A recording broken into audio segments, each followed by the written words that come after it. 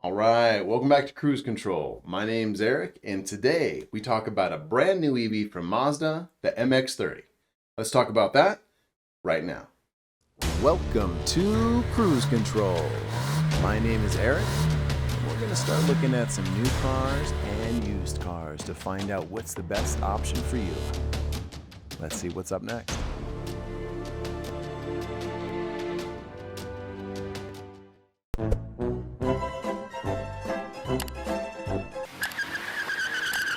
All right, so Mazda's finally come out with their very first EV. Some things I like, some things I don't. Let's discuss. So let's start with the price. Starts off at $34,645. That is the very cheapest one you can build. I built that one first just to see what it would be like, and then there's the top of the line. And again, this is without any options. This is just the different range models. Top of the line model is $38,650 with a little bit extra, about $1,000 more because of this paint job that's included in that price. Here's what you get in either model. This is the same regardless. There's no extra power, there's no extra range. Features are what's going to change. So the powertrain comes with a medium-sized battery, 35.5 kilowatt hour battery, maybe on the smaller side. The range, unfortunately, is only 100 miles. It has 143 horsepower and 200 foot-pounds of torque. Vehicle weighs 3,655 pounds. You can expect an acceleration between 8 and 9 seconds. And there is no all-wheel drive option. There's no dual motor option. There's no extended range option as of yet. There will be an extender, not an extended range, but an range extender that's going to be added on there. What that's going to be, it's going to be a rotary engine. Rotary engine is going to be up front. So think of the Chevrolet Volt. Volt used to use an engine as a generator to keep the batteries charged. That is what the rotary engine is going to do. However, seeing how this one's already almost $40,000, I am concerned with how much more that's going to add to the cost. Is it only going to go to $40,000, $45,000, $50,000? These are my concerns. The 100 miles of range to start with is not very good. I really wish Mazda would have started off at least 150, maybe 200 miles of range, and had at least an option on the $38,000 model here to get that up over 250, maybe close to 300 miles of range. Acceleration times, power, I think that should have been a little bit better as well. 143 horsepower is kind of low, especially for a vehicle that weighs 3,600 pounds. So I think Mazda could have done a little bit better with range, at least as an option. Maybe the base model could have come with this model, and then the $38,000 one should have had at least the option to add it. Or maybe on either one, an option to add an extended range model. That's what a lot of manufacturers will do. If you look at Tesla, there's the standard range, then there's the extended range, and then you get the performance model. A lot of manufacturers offer something similar. If you build a Ford Mach-E, there's a lot of different options. If you build even a Nissan Leaf, you can have different options. So I'm hoping Mazda will give us more options in the future. I feel this is because this is Mazda's first entry into the EV world. This is just their starting place. Unfortunately, that range is from about 11 years ago. That's what most EVs got back in 2010. So I really do hope they improve that soon. That's one of the things that I don't like about the car.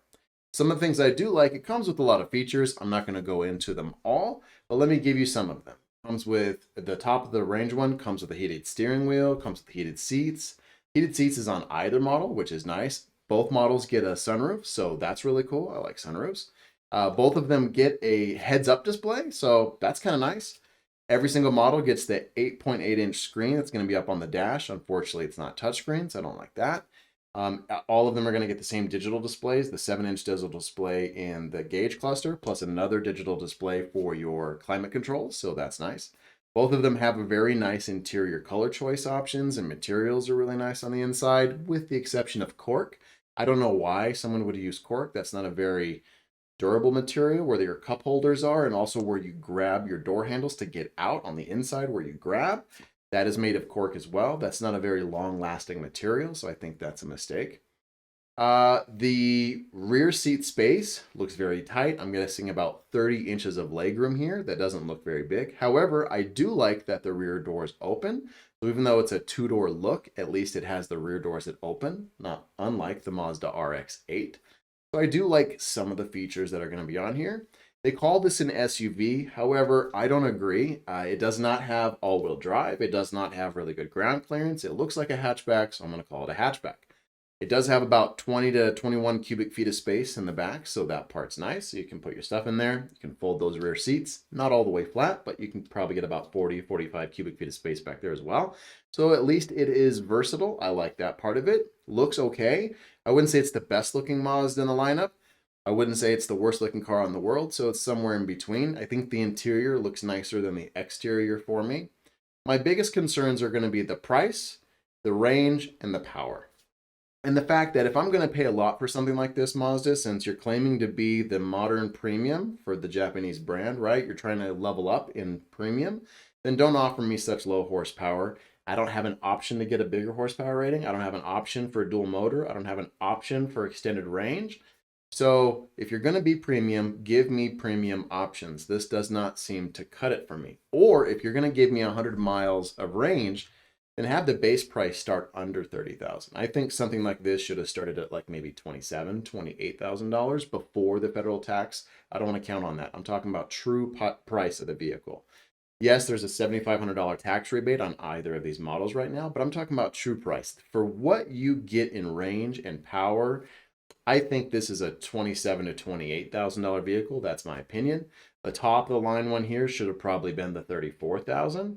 And then if you want to charge $38,000, almost $40,000, then that should have come with at least 200 miles of range, at least 250 horsepower, 0 to 60 in at least 6.5 seconds, maybe 5 something. So I think you're missing a little bit here, Mazda. It's a good try, but I do want you to go back to the drawing board and improve it. Do you guys like it? Is this something that you're going to buy? For right now, it is only available in California. It will be released in wider markets. I'm not sure if it's going to go nationwide, but it will be available elsewhere soon. And then there is going to be that range extender. Is that something you guys are interested in? I also feel that they should have launched it with that range extender and not done just a pure EV, because 100 miles of range is not enough. If they were going to go this route and not give us a front trunk, which is called a frunk, which this does not have, like modern EVs do. So again, 11 years ago, maybe you can get away without a frunk, but now almost every single EV that's made comes with a frunk. Not all of them, I do understand that, but most new vehicles are going to come with a frunk if it's going to be an EV-based vehicle. So I do want you to do a little bit better, Mazda. This is okay. Price is a little high. Range is a little low. What do you guys think? Is this something you're excited for? Leave your comments down below. Tell me if I'm right or wrong. Tell me what you'd get instead, or if you'd buy this one. My name's Eric. This is Cruise Control. Thank you for watching.